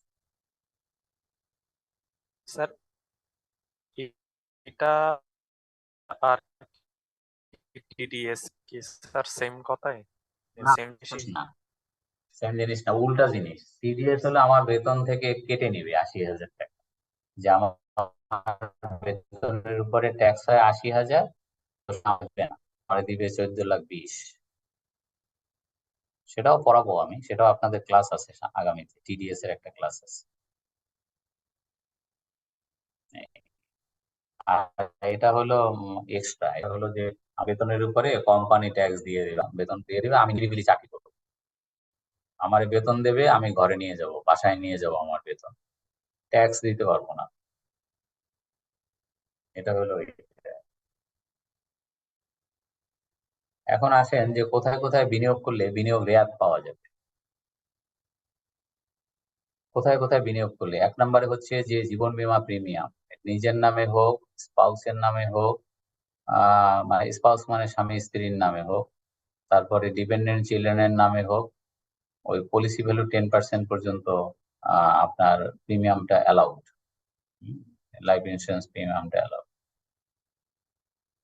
আচ্ছা, তারপরে দেখেন যারা সরকারি চাকরি করে তারা জিপিএফ মানে জেনারেল প্রভিডেন্ট ফান্ড, জিপিএফ এ যে টাকা কন্ট্রিবিউট করে সেটার উপরেও সেটার রেয়াত পায়। বেসরকারি চাকরিজীবীদের ক্ষেত্রে আপনার রিকগনাইজ প্রভিডেন্ট ফান্ডে যে কোম্পানির কন্ট্রিবিউশন, এমপ্লয়ের কন্ট্রিবিউশনে, বোথ কন্ট্রিবিউশনের উপরে একটা রেয়াত পায়। বলতে পারেন রেয়াত কি? রেয়াতটা দেখাচ্ছি, মানে যে টাকা, এই যে হিসাব করলাম, একটা অঙ্ক করাই দিলাম আজকে আপনাকে, যে 80,000 টাকা ভদ্রলোকের ট্যাক্স আসছে, তা 80,000 টাকা তার দিতে হবে না যদি সে এইসব জায়গায় বিনিয়োগ করে, তাহলে তার ট্যাক্সটা কমবে। কত কমবে সেটা একটা ফর্মুলা আছে, আমি দেখাচ্ছি। তো তারপরে employees contribution to superannuation fund, benefit fund, group insurance, DPS এ 1,20,000 টাকা পর্যন্ত বিনিয়োগ করলে তার উপরে রেয়াত পাওয়া যাবে। সঞ্চয়পত্রে যদি 5 লক্ষ টাকা বিনিয়োগ করা হয় তাহলে রেয়াত পাওয়া যাবে। তারপরে unit certificate, mutual fund certificate, ICB 5 lakh টাকা পর্যন্ত বিনিয়োগ করলে পাওয়া যাবে। শেয়ার মার্কেটে যে কোনো পরিমাণ টাকা বিনিয়োগ করলে এটার উপরে রেয়াত পাওয়া যাবে। এগুলো হলো বিনিয়োগের রেয়াত। কোথায় কোথায় বিনিয়োগ করলে আপনি রেয়াত পাবেন, কর পাবেন। স্যার তো এটার উপরে কারো sir question? Contribution to DPS যেটা আছে ওইটাতে 1,20,000 উপরে যদি ইনভেস্ট করি তাহলে কি স্যার 1,20,000টাই কি ওইটার উপরে রিবেট হবে নাকি টোটালি পাবো না? না, ওই 1,20,000 উপরে হবে। Thank you sir. Life insurance নিয়ে একটু বলতে চাচ্ছি। বলেন। স্যার, আমার লাইফ ইন্স্যুরেন্সের ফেস ভ্যালু যদি 5 লক্ষ হয় তখন আমি 50,000 টাকা হচ্ছে রিবেট পাবো, কিন্তু ইনভেস্ট যদি আমি 50,000 টাকার চাইতে কম করি তখন রিবেটের সময় কোন অ্যামাউন্টটা নিব? ওই কমটা নেবেন। কম তাহলে মানে আমি একটা উদাহরণ দিই। ধরেন আমি 5 লক্ষ টাকার একটা পলিসি খুলছি, কিন্তু আমি বাৎসরিক প্রিমিয়াম দেই 43,000 টাকা। তো 43,000 টাকা, 5 লক্ষ টাকার 10% আসে 50,000। 50,000 টাকা পর্যন্ত প্রিমিয়াম অ্যালাউড। তার মানে আমি 43,000 টাকা যে প্রিমিয়াম দিই, আমি 43,000 টাকার উপরই রিবেট পাবো। আরেকটা উদাহরণ দিই, আমি 5 লক্ষ টাকার একটা প্রিমিয়াম খুলছি, কিন্তু আমি বছরে 60,000 টাকা প্রিমিয়াম দিই। তো 60,000 টাকা প্রিমিয়াম দিলে আমি 50,000 টাকার উপরে রেয়াত পাবো, যেহেতু 5 লক্ষ টাকা 10% আসে 50,000। যদিও 60,000 টাকা আমি প্রিমিয়াম দেই, কিন্তু আমি রেয়াত পাবো ওই 50,000 টাকা পর্যন্ত। Thank you sir. আচ্ছা,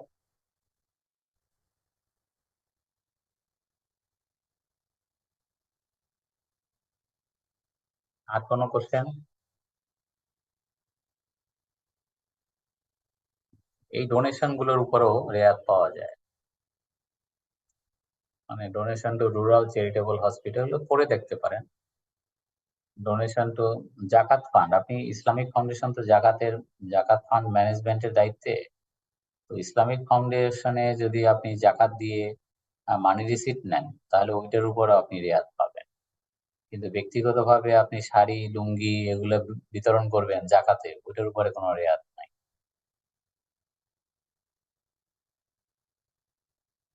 ঠিক আছে, এখন আসেন আপনি কত রেয়াত পাবেন।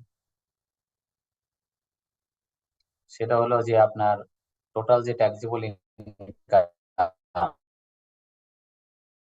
এটা 3%, অথবা আপনি যেটা বিনিয়োগের যেটা লোয়ার সেটার উপরে সেই পরিমাণ রিবেট আপনি পাবেন।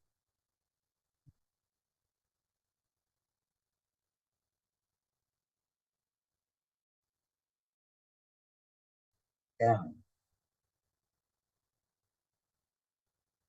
যে অঙ্কটা করছিলাম ওই অঙ্কটা আবার একটু দেখাই। এই যে অঙ্কটা না, কথার কথা এইটা মনে আছে তাই না? জি স্যার। এখন ধরেন ওই ওই ভদ্রলোকের অঙ্কই এটা। তার সরি ইনভেস্টমেন্ট আছে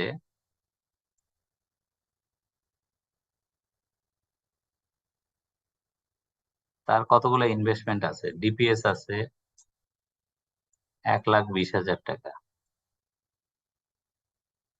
সেভিং সার্টিফিকেট কেনা আছে 1,80,000 টাকার, সঞ্চয়পত্র কেনা। হুম, তারপরে ধরেন LIP আছে, লাইফ ইন্স্যুরেন্স প্রিমিয়াম আছে 1,00,000 টাকা। হুম, ধরেন এই সব তার এই 4,00,000 টাকা তার হলো বিনিয়োগ।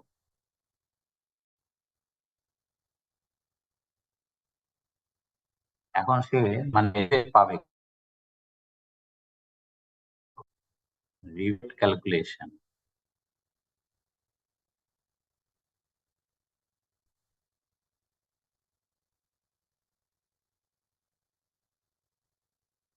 Tax rebate calculation. এখন তার হলো ইনকাম কত 10,50,000 জানি মনে পড়ে? টাকা ইনকাম হলো 3%। 10,50,000। হ্যাঁ 31,000। হ্যাঁ 10,50,000 টাকার 3%, তাতে কত আসে? কত আসে? 31,500।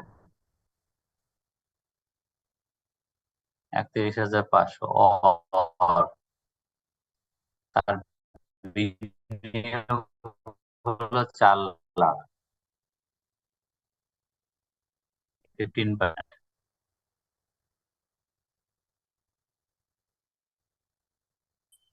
10,00,000।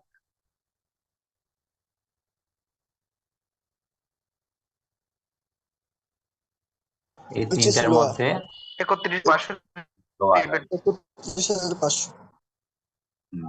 তার মানে লোয়ার যেটা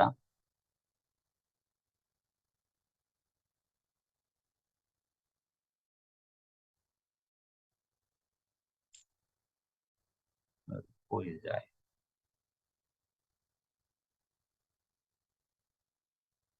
দেখতে Yes, sir. পাচ্ছেন?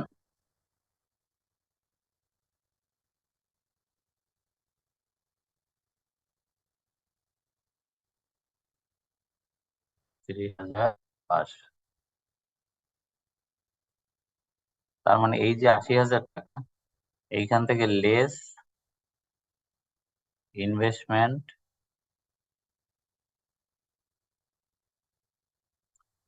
ট্যাক্স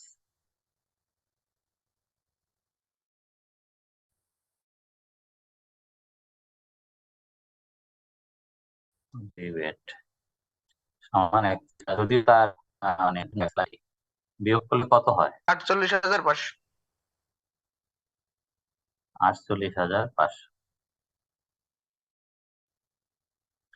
যদিও তার ট্যাক্স আসছে 80,000, তার ট্যাক্স দিতে হবে আলটিমেটলি 48,500 টাকা।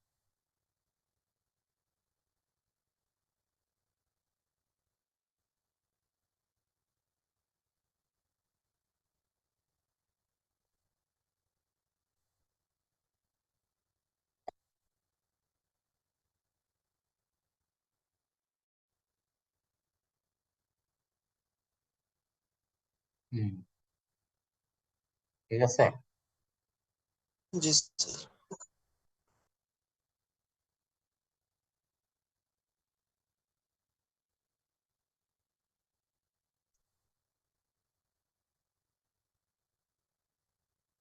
আচ্ছা, এইটা হলো আপনার মানে ট্যাক্স রিবেট ক্যালকুলেশনে যদি বিনিয়োগ থাকে তাহলে আপনি কিভাবে করবেন। এখন আসেন যে এই ট্যাক্স রেট কি? এবারে ট্যাক্স রেট এটা গত ক্লাসে দেখানো হয়েছে যে 0.0 মেয়েদের ক্ষেত্রে বা সিনিয়র সিটিজেনের ক্ষেত্রে 4.5 মানে ওটা 4 লাখ, 3.5 জায়গায় 4। আর এরপরে হলো আপনার 5, 10, 15, 20, 25 এভাবে।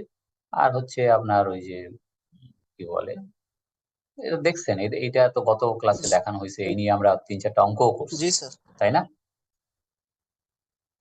এটা হলো লাস্ট স্লাইড, স্যালারি শেষ আজকে। তো মানে এখানে বলা হচ্ছে যে বেতন থেকে যে উৎসে আয়কর কর্তন, সেটা নিয়ম কি? ওই যে নিয়ম হচ্ছে 48,500, এখন যে অঙ্ক করাই দিলাম না এই মাত্র 48,500, ওই ভদ্রলোক ট্যাক্স আসছে না, ওইটাকে 12 মাস দিয়ে ভাগ করতে হবে। 12 মাস দিয়ে ভাগ করে কত আসে দেখেন তো? 48,500-কে 12 ভাগ করলে 4,000 কত হয়? 4,041। 4,041। এই 4041 টাকা করে প্রতি মাসে ওই ভদ্রলোকের বেতন থেকে কোম্পানি কেটে রাখবে, কেটে তার নামেই সরকারি কোষাগারে জমা দিয়ে দিবে চালানের মাধ্যমে, যাতে করে সে যখন রিটার্ন সাবমিট করবে তার যেন আর 1 পয়সাও ট্যাক্স দিতে না হয়। সব আগাম প্রতি মাসে মাসে কেটে রাখবে 4048 করে বা 41 করে। বুঝতে পারছেন? এইটাই হলো অ্যাভারেজ রেট এইখানে। এই জন্য স্যার একটা কোশ্চেন, এই যে ট্যাক্সটা যে কেটে রাখতেছি এটা তো স্যালারি থেকে, মানে আমার স্যালারি থেকেই কাটতেছে কোম্পানি। হ্যাঁ, তাই তো। মানে এটা তো ট্যাক্স অন ট্যাক্স হলো না, নাকি এটাই ট্যাক্স অন ট্যাক্স? না, এটা ট্যাক্স অন ট্যাক্স হবে না। ট্যাক্স অন ট্যাক্স করানোটাই আমার একটা ভুল হয়ে গেছে আপনাদেরকে, কারণ এটা এখন আর বাস্তবে নাই।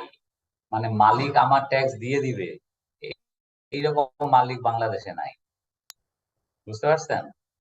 জি স্যার, বুঝতে পারছি, এর জন্য আমি গোলায় ফেলছিলাম। এটা আমি বুঝতে পারছি যে আপনারা এত জুনিয়র, আপনাদের আসলে পড়ানোটাই ভুল হয়েছে।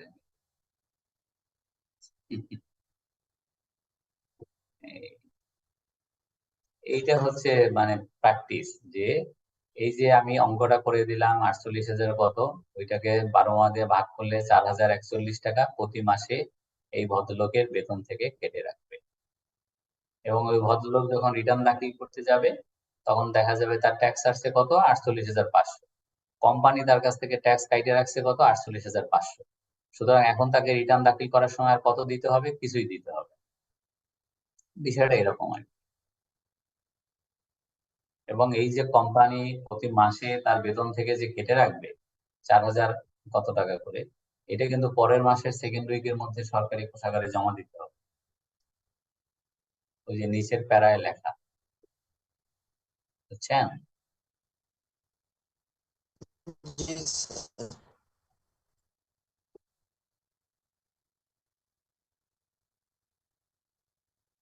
এখন বলেন, এই যে স্যালারি পড়ানো শেষ, স্যালারির উপরে অনেক কোশ্চেন হয়, বুঝতে পারছেন তো? সুতরাং এমসিকিউ টাইপের হতে পারে, আপনার একটা অঙ্কও আসতে পারে। আজকে যে অঙ্কটা করাই দিলাম এটা পরীক্ষায় আসতে পারে, কারণ আপনাদের শুধু এমসিকিউ না, একটা বড় অঙ্ক থাকে, একটা বড় কোশ্চেন থাকে অঙ্কটাই। জি স্যার, সিনারিও বেসড কোশ্চেন থাকে স্যার। সুতরাং একটা স্যালারি যদি একটা ছোট্ট অঙ্ক দেয় তাহলে আপনি পারবেন কিনা করতে? স্যার ডিবেটের স্লাইডটাতে একটু যাবেন স্যার, ওখানে একটা কোয়েশ্চেন ছিল। স্যার পরে বলেন।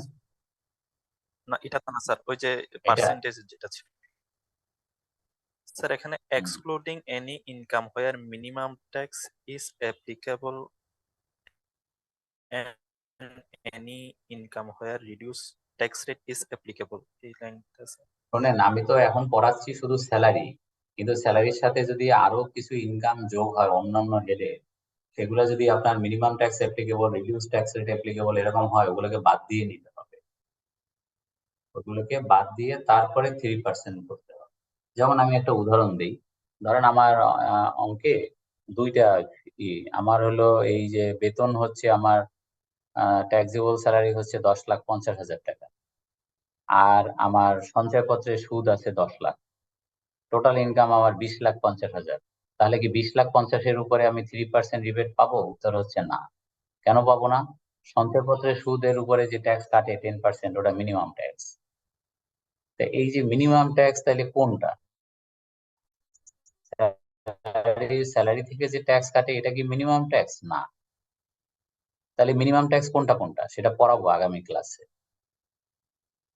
যে উৎসে যে টিডিএস করে রাখে, তারপর মিনিমাম ট্যাক্সের কোনো ইনকাম থাকে তাহলে ওটার উপরে রিবেট হয় না। তাইলে আমার যদি টোটাল ইনকাম হয় সঞ্চয়পত্রে সুদ 10 লাখ আর বেতন থেকে আয় হচ্ছে 10,50,000, টোটাল হলো 20,50,000, তাহলে কি আমি 20,50,000-এর উপরে 3% রিবেট পাবো? উত্তর হচ্ছে না। কেন পাবো না? ওই 20,50,000 থেকে আমাকে 10 লাখ টাকা ছুটে নিতে হবে, এক্সক্লুডিং, ওইটা বাদে। বুঝতে পারছেন? এরকম রিডিউস ট্যাক্স রেটও আছে, ওই যেমন সঞ্চয়পত্রের ওই ইনকামটা স্যার বাদ দিয়ে দিতে হবে আর কি। হ্যাঁ, বাদ দিয়ে 3% ক্যালকুলেশন করতে হবে। 3% ক্যালকুলেশনের সময় বাদ দিয়ে 3% করতে হবে, ওইটাই বলছে এখানে। আচ্ছা স্যার, আরেকটা কোয়েশ্চেন ছিল, সেটা হচ্ছে যে আমাদের প্রভিডেন্ট ফান্ডের উপর যে ইন্টারেস্টটা দেয় ওটা তো স্যার এমপ্লয়মেন্টে যাইতো আগে, যেখানে কিনা ওটার 14.5% আমরা রিবেট পাইতাম। এখন ওটা না কি না স্যার চেঞ্জ হয়েছে? না, চেঞ্জ হয় না। প্রভিডেন্ট ফান্ডের ইন্টারেস্ট আগেও করমুক্ত ছিল, এখনো করমুক্ত এমপ্লয়ির হাতে। আগে স্যার 14.5% ছিল মেবি শুধু, এখন কি পুরাটাই? ওই তো 14.5 কোনো ইন্টারেস্ট রেটই বাংলাদেশে নাই, সুতরাং সেই অর্থে এটা করমুক্ত ছিল। আর এখনো মানে ফর্মুলাটা চেঞ্জ করছে, বাট এখনো করমুক্তই রাখছে, যে ফর্মুলা দিছে তাতেও করমুক্ত হয়ে যায়।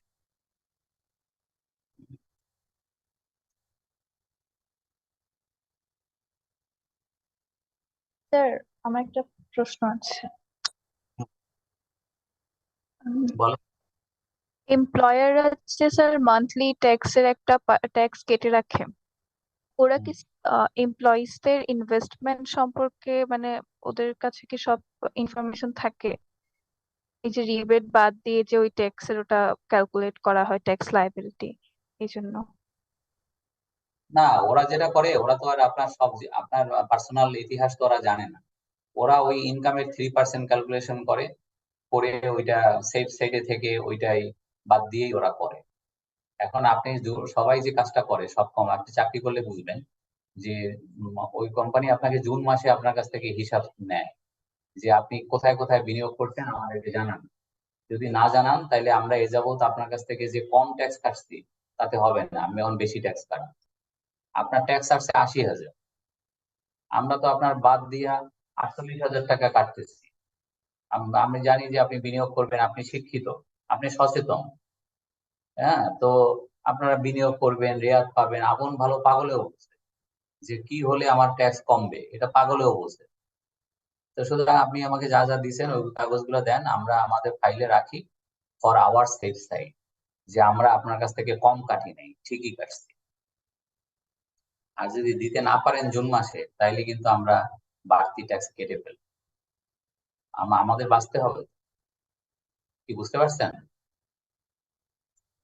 Yes sir.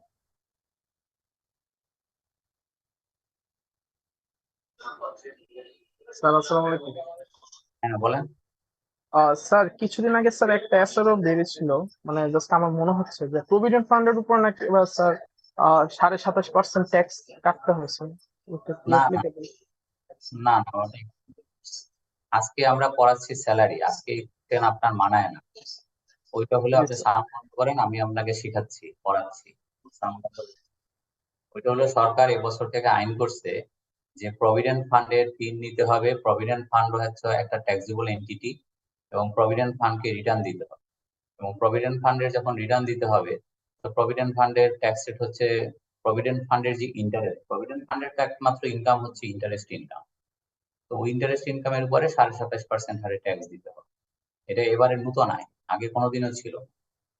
এটা এমপ্লয়ির কোনো বিষয় না। আজকে স্যালারি করাচ্ছি, স্যালারির সাথে ওটার কোনো সম্পর্কই নাই, ওটা আলাদা এন্টিটি। কোম্পানি একটা আলাদা সত্তা, প্রভিডেন্ট ফান্ড একটা আলাদা সত্তা, ব্যক্তি একজন চাকরিজীবী একজন আলাদা সত্তা। বুঝতে পারছেন? জি sir, thank you sir.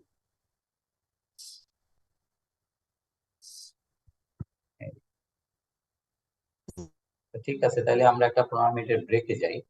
Break থেকে ফিরে আমরা 2 নম্বরে চলে যাব। 1 নম্বরটা শেষ। Okay sir. ঠিক আছে।